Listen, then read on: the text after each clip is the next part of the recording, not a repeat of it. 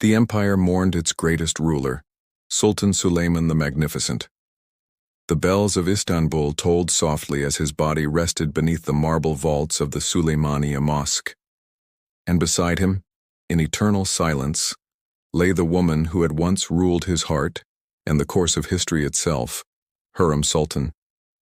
They said that even in death, her spirit refused to fade. Guards swore that at night, a flicker of candlelight would appear inside her mausoleum, twisting into the shape of a woman's silhouette. It was as if her soul still lingered, unwilling to be forgotten, and it never was. Hürrem's fire, her intelligence, her defiance, her unshakable will, did not die with her. It was passed down, unseen yet unbroken, through generations of women who would follow her path.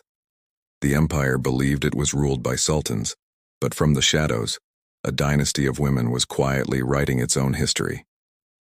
Years passed. Suleiman's son, Selim II, took the throne, a ruler known more for his indulgence than his discipline, but behind him stood a woman whose composure concealed the same brilliance that once burned in Hürrem's eyes. Her name was Nurbanu Sultan. Born Cecilia Venier Baffo of Venetian nobility, she was captured by Ottoman corsairs and entered the harem as a slave. Yet within the walls meant to cage her, she learned to rise. She observed the politics of the harem with quiet precision, understanding that every gesture, every word, every alliance mattered. Like Hürrem before her, she knew that survival depended not on submission but on strategy. The harem was not a prison. It was a court of power wrapped in silk, a place where the empire's fate was often decided not on battlefields, but in whispers. Nurbanu became the consort of Selim II and the mother of the future sultan. When Selim died, she emerged as Valide Sultan, the most powerful woman in the Ottoman world. Her influence reached far beyond the gilded lattices of the palace. Statesmen, viziers, and ambassadors all bowed before her authority. Venetian envoys described her as the unseen sovereign, the one whose approval could shape wars and whose disfavor could destroy ministers. Through her, the wisdom of Hürrem lived again. She balanced two worlds, east and west, with the grace of a queen and the precision of a strategist. And when she died, the flame did not go out. It passed again into the hands of another woman who would shape the destiny of the empire, Kösem Sultan. They called her Mapaiker, the moon-faced. She entered the harem as a young Greek slave with eyes that concealed both intelligence and ambition. She became the favorite of Sultan Ahmed I and soon bore him sons who would inherit the empire. But fate is cruel to queens. When Ahmed died, the palace erupted into chaos. Rival mothers, princes, and viziers clashed for the throne. The empire, once vast and unshakable, teetered on the edge of collapse. Yet from that chaos rose Kösem, calm, calculating, unbreakable. Through marriages, alliances, and sheer intellect, she maneuvered her way to the highest power a woman could hold, Valide Sultan, and later, regent of the empire itself. For 40 years, she ruled, longer than any other woman in Ottoman history. Kösem was not content with ceremony. She signed imperial decrees with her own hand. She commanded armies, negotiated with foreign ambassadors, and guided the empire through one of its most turbulent eras. Her will was law. Kösem knew the stories of Hürrem, the woman whose path she followed and whose fate she feared. Late at night, it was said that Kösem would walk alone through the corridors of Topkapi, pausing before Hürrem's portrait and whispering, "Teach me how you survived them." But even Hürrem couldn't have taught her how to survive what was coming, because in the shadows of the palace another fire was being kindled, a younger woman's flame, fierce and untamed. Her name was Turhan Sultan. She entered the harem as a concubine of Sultan Ibrahim, whose madness had turned the palace into a cage of fear. Yet Turhan endured, bearing him a son, Mehmed, who would one day become sultan. When Ibrahim was overthrown, the infant prince ascended the throne, and Turhan, barely a teenager, became the mother of the sultan. But the empire was not hers to rule. Not yet.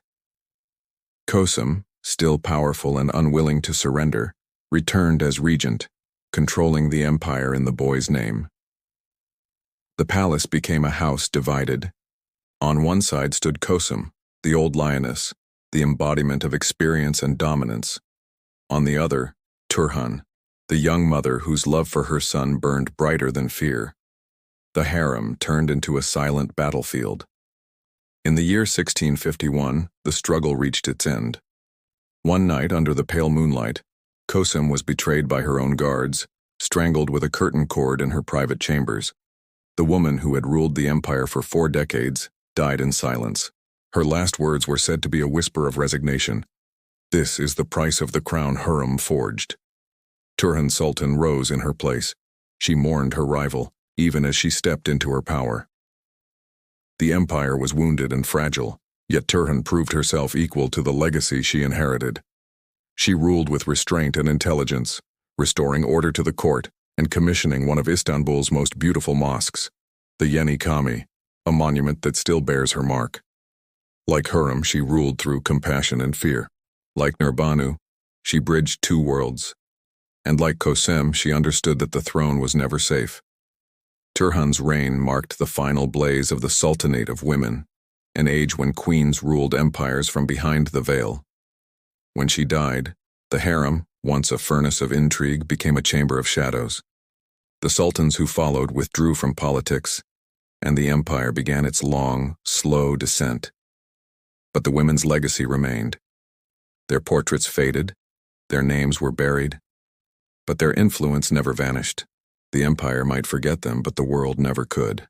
They had proven what Hurrem first dared to believe. That power is not granted, it is taken. Centuries later, travelers walk through Topkapi Palace, marveling at its beauty without understanding its ghosts. The gold, the marble, the domes, all are monuments to men.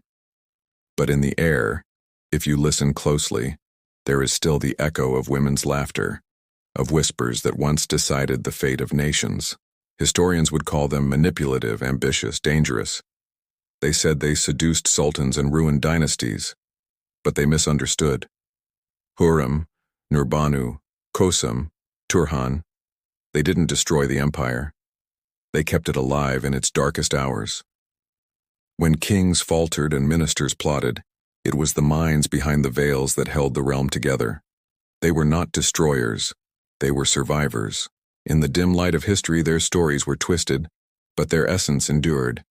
In every woman who learns to wield her intellect as her weapon, in every voice that refuses to be silenced. And though the empire eventually fell, Hurrem's fire burned on, invisible but eternal. In the modern city that rose from the ashes, her shadow still lingers. The mosques she inspired, the charities her heirs built, all whisper her name. The women of the empire became more than queens. They became symbols of defiance.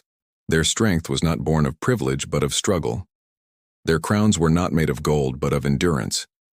Their empire was not measured in land, but in legacy. In every generation, that same flame reappears. In the scientist who challenges convention, the artist who dares to speak, the leader who refuses to bow. The world may have forgotten the tomb where Hurrem sleeps, but her spirit continues to rise in every woman who understands that power can be silent and still shake the world. Hurrem's daughters are everywhere. They tried to bury them, but the women of the Ottoman Empire were not made of dust. They were made of fire, and fire, no matter how deeply it's buried, always finds a way to rise.